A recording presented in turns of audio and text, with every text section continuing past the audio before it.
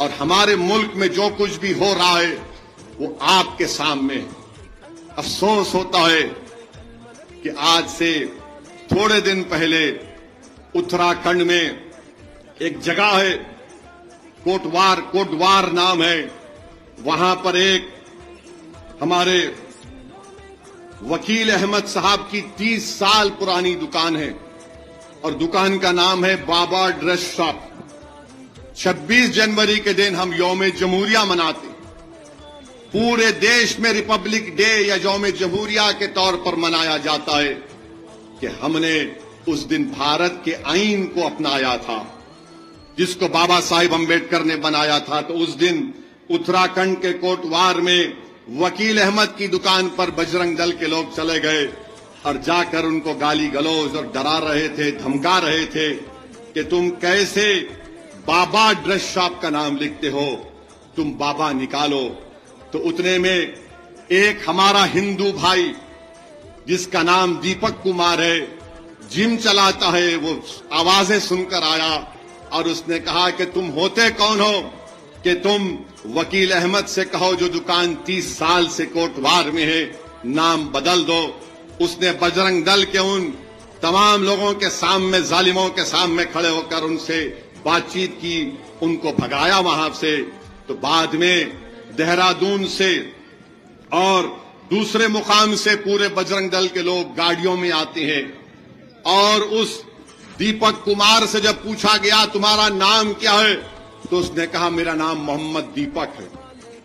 लोगों ने बोला तू मोहम्मद दीपक क्यों बोला? तो उसने कहा भारत में सब बराबर हैं, जो संविधान भारत का बराबर है। ये बांकड़े पहलवान जिनके चड्डों में से मोंढे पलट गए बजरंग दल के ये बच्चे ग्रुप में आकर गालियां दे रहे उसको, पुलिस के सामने गालियां दे रहे कि तू अपना, तेरा नाम मोहम्मद दीपक बोलता है। पुलिस, हजरत पुलिस बैठ के तमाशा देख रही है। उत्तराखंड में बीजेपी की सरकार है और फिर वो लोग नेशनल हाईवे को रोक देते हैं घंटे के लिए। उत्तराखंड की पुलिस उनको ऐसा देख रही है कि जैसा उनके दीवान खाने में बैठकर करी पफ खा रहे हैं।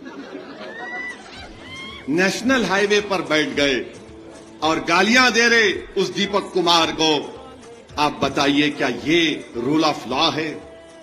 क्या ऐसे कानून की इज्जत बाकी रहेगी क्या?